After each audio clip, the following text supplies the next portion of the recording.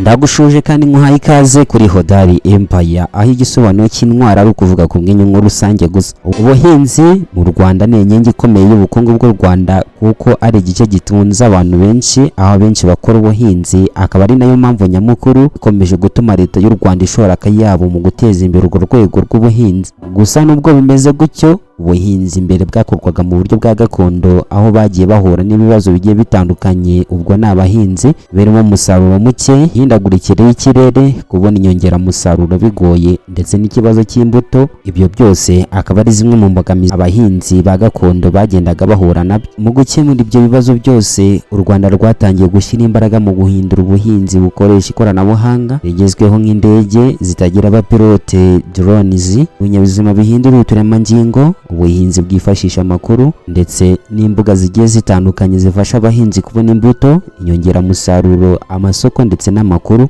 binyuze muri sisiteme nshya zashyizweho. Kuri ubu ngubu bukaba bwarafashije igihugu cy'u Rwanda kuva mu buhinzi bwo kwihaza gusa, aho kuri ubu ngubu bwageze ku buhinzi bwa kijyambere bushingiye mu makuru ndetse n'ubucuruzi.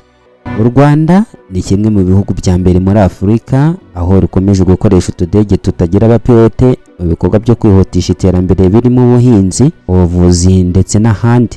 Sosiyete ya Ziripine niyo igize uruhare rukomeye mu gutumiza indege zitagira abapilote zikoreshwa mu gutanga serivisi zigiye zitandukanye, aho zifite akamaro kanini by'umwihariko mu buhinzi ndetse n'ubworozi. Zifashishwa mu kugeza ku borozi inanga, ibintu mbere byasabaga amasaha menshi kugira ngo zigezwe ku borozi, rimwe na rimwe zikabageraho zitakiri nzima. Ariko kuri ubu ngubu mu gihe kiri munsi y'isaha, umworozi akaba yabasha kuba yabona inanga ikorwa mu gihe kandi neza. Byagaragaje kandi ko imibare y'abitabira gutera inanga yazamutseho cyane, bikanatuma haboneka amatungo menshi ndetse n'umusaruro w'inyama wiyongereyeho. Uretse ibyo kandi, izi ndege zifashishwa no gukurikirana imirima, aho zifatwa amashusho agaragaza uko imyaka imeze, bigafasha abantu kumenya indwara zugarijwe n'ibihingwa byabo, ibyonnyi cyangwa ibibazo by'amazi, bigatuma bafata ibyemezo vuba kandi bagakoresha inyongeramusaruro neza.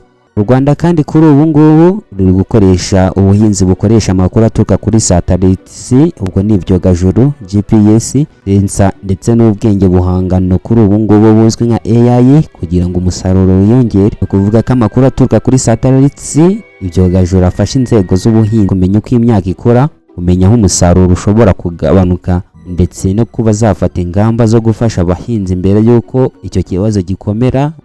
Uwahoze ari Minisitiri w'Ubuhinzi n'Ubworozi Dr Mark Cyubahiro Bagabe yavuze ko u Rwanda rwatangiye gukoresha ikoranabuhanga rigezweho mu buhinzi, harimo gukoresha amashusho afatwa n'ibyogajuru satellites n'ubwenge buhangano AI, kugira ngo hamenyekane ubuso bwahinzwe, uko ibihingwa bikora ndetse n'umusaruro ushobora kuboneka. Hari kandi gahunda zo kuhira imyaka hakoreshejwe ikoranabuhanga, aho amazi atangwa ndetse hanakurikijwe ayo igihingwa gikeneye, bikaba bigira uruhare mu kubungabunga amazi biyarinda kuyasesagurwa, kandi bigafasha kongera umusaruro.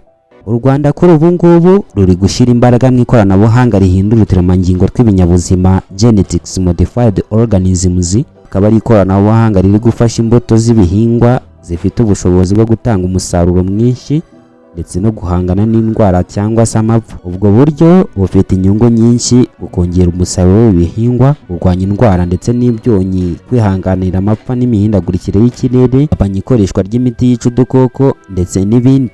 Mu mwaka wa 2024 u Rwanda kuri iyo nshuro rwashyizeho itegeko rigena ubusugire bw'urusobe rw'ibinyabuzima mu kizwi nka Biosafety Law, rigamije kugenzura uko ibinyabuzima byahindura uturemangingo zagezwaho ndetse zikanasigasirwa aho zinjizwa mu gihugu cyangwa zikoreshwa mu byerekeye ubuhinzi. Mu gukoresha iryo koranabuhanga kandi, u Rwanda ruri gushaka gukemura ikibazo cy'umutekano w'ibiribwa ndetse no kongera umusaruro mu gihe by'umwihariko abaturage bagenda biyongera. U Rwanda kuri ubu ngubu narwo rukaba rukomeje kwiyubaka nk'icyitegererezo cy'ubuhinzi bugezweho muri Afurika, hashingiye ku kugaragaza udushya ndetse n'ikoranabuhanga. Ngayo nguko, iyi ni Hodari Empire, aho igisobanuro cy'intwara ari ukuvuga ku bw'inyungu rusange. Kanda like, share, comment kugira ngo ubane natwe no mu bindi biganiro. Ukaba uri kumwe nanjye Uwimana Damien Hodari.